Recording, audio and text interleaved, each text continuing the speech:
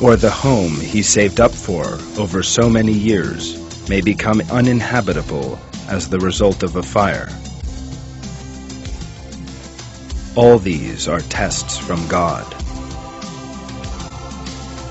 Someone who lives unaware that the life of this world is a place of testing, and that he is being tested by means of such events, will be stunned when he suddenly loses his possessions and may even display a rebellious nature. Since people who live far removed from religious moral values look at the loss of possessions from this distorted perspective, they imagine that there is nothing good or auspicious in such an event. God reveals in the Quran that he will test people by reducing their possessions. We will test you with a certain amount of fear and hunger and loss of wealth and life and fruits.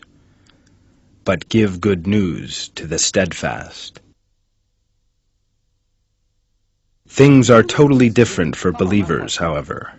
First and foremost, attitudes peculiar to the society of the ignorant, such as a thirst to own or accumulate possessions, are totally absent from believers' superior moral values, because the believer has devoted his entire life to earning the approval of God. He therefore uses his possessions in the path of God, and never becomes caught up in the selfish passions of earthly desires. Believers never alter their behavior in the event they lose their possessions in some way, because they know that there is great wisdom and auspiciousness behind that, even if they do not know what these are at the time. Perhaps God is issuing a reminder by this means to his servants who have become caught up in the transient desires of this world. Or he may have determined an auspicious future of which they are unaware by bestowing an even finer recompense in this world and the next on those of his servants who display patience at such a difficult time. Therefore, believers regard everything that happens to them as a reminder, seek forgiveness, and submit unconditionally to the destiny created by God. Say, nothing can happen to us except what God has ordained for us. He is our Master. It is in God that the believers should put their trust.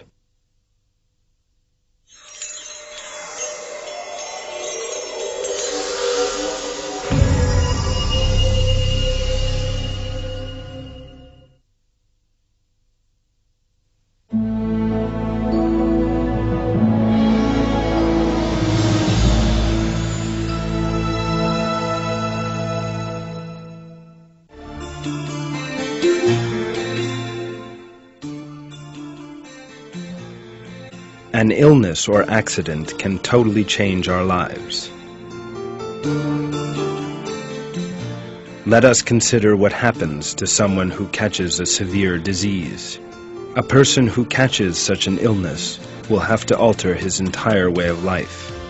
Someone who was full of energy and worked both day and night until that point may now have to spend most of his time at home, in a shuttered and antiseptic environment, or in total peace and quiet. He may not be able to eat what he wants anymore. In contrast to healthy people, this individual may suffer pains, nausea, and fatigue. He may suffer a loss of strength and energy. Yet, contrary to what some people imagine, this is not a negative situation. On the contrary, it is a great mercy on the person concerned. A very different picture emerges when we consider in depth the beauties that lie hidden behind sickness.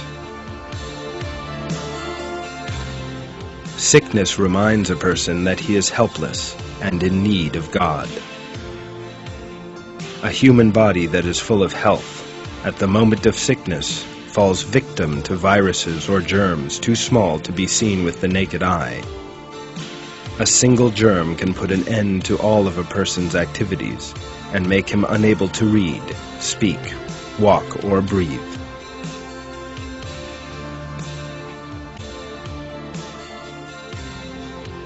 All this may cause a person to reconsider his devotion to the life of this world.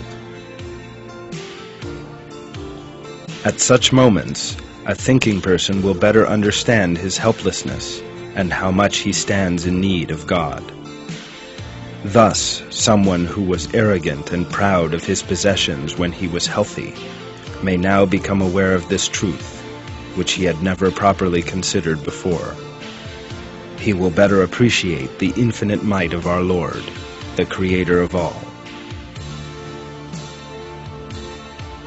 In sickness, a person prays more and draws closer to God. Someone who catches a severe disease will begin to reflect more on death and the hereafter. He will begin to think about death and the hereafter even more as the disease progresses.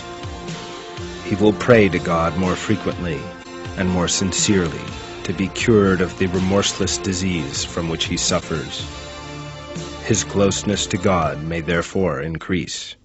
Of course, this individual must avoid ingratitude and must continue to pray with the same sincerity after being restored to health. He will thus continue to lead an auspicious, in other words, a godly life, by means of the disease he caught. God refers to those who are ungrateful after having turned to him in moments of difficulty in the Quran thus: "When harm touches man, he calls on us, lying on his side, or sitting down, or standing up. Then, when we remove the harm from him, he carries on as if he had never called on us when the harm first touched him.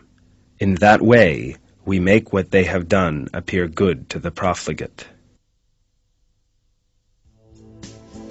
Through sickness, one can better understand that being healthy is a blessing from God. Some people who never suffer from illness for a long time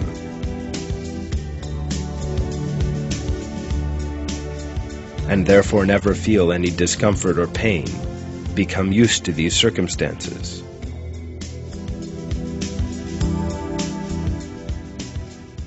When they do encounter a sudden illness, however, they realize that good health is a blessing from God alone.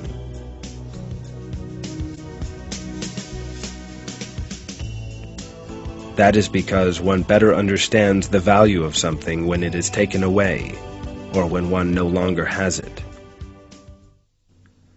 As the famous Islamic scholar Sayyid Nursi said, "If there was no cold, heat could not be comprehended. If there was no hunger, food would afford no pleasure. If there was no sickness, no pleasure would be had from good health." Someone who has not fully submitted to God before falling ill may, thanks to that illness, now acquire these pleasing attributes. Since he has displayed patience in the face of difficulty, submitted to God, and displayed a pleasing attitude, that illness may be a means whereby he receives a greater reward in the hereafter. Someone who reflects on all these things never complains when he falls ill. He praises God, thinks about God's compassion, and how his illness is the product of God's mercy, and is patient. The prayer of Prophet Abraham in the face of sickness is a fine example for all believers. "He who created me and guides me, he who gives me food and gives me drink, and when I am ill, it is he who heals me. He who will cause my death, then give me life. He who I sincerely hope will forgive my mistakes on the day of reckoning. My Lord, give me right judgment and unite me with the righteous."